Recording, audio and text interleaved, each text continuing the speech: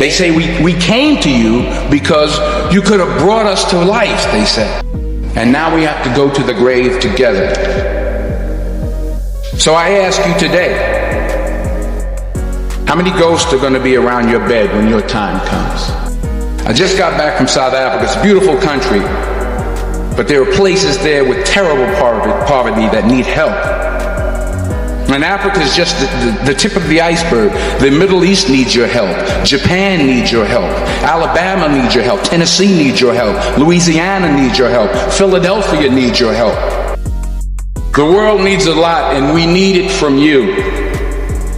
We really do. We need it from you young people. I mean, I'm not speaking for the rest of us up here, but I know I'm getting a little grayer. We need it from you, the young people, because remember this. You got to get out there. You got to give it everything you got, whether it's your time, your talent, your prayers, or your treasures. What are you going to do with what you have? I'm not talking about how much you have. Some of you are business majors. Some of you are theologians, nurses, sociologists. Some of you have money. Some of you have patience. Some of you have kindness. Some of you have love. Some of you have the gift of long suffering. Whatever it is, whatever your gift is, what are you going to do with what you have? All right, now here's my last point about failure. Sometimes it's the best way to figure out where you're going. Your life will never be a straight path. I began at Fordham University as a pre-med student. I took a course called cardiac morphogenesis. I couldn't read it, I couldn't say it, I sure couldn't pass it. So then I decided to go into pre-law, then journalism. And with no academic focus, my grades took off in their own direction. I was a 1.8 GPA, and the university very politely suggested that it might be better to take some time off. I was 20 years old, I was at my lowest point. And then one day, and I remember the exact day, March 27th, 1975, I was helping my mother in her beauty shop. My mother owned a beauty shop up in Mount Vernon.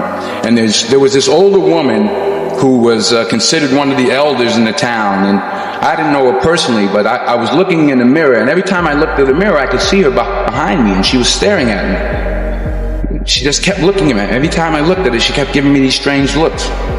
So she finally took the dryer off her head and she said something I'll never forget. She said, "Young boy, I have a prophecy, a spiritual prophecy." She said, "You are going to travel the world and speak to millions of people." And in the years that followed, just as that woman prophesied, I have traveled the world and I have spoken to millions of people through my movies. Millions who up till this day couldn't see me, who up till this day I couldn't see while I was talking to them, and they couldn't see me, they could only see the movie. They couldn't see the real me. But I see you today, and I'm encouraged by what I see. And I'm strengthened by what I see. Because taking risk is not just about going for a job. It's also about knowing what you know and what you don't know. It's about being open to people and to ideas. The chances you take, the people you meet, the people you love, the faith that you have, that's what's going to define you. Never be discouraged. Never hold back. Give everything you got. And when you fall throughout life, remember this: fall forward.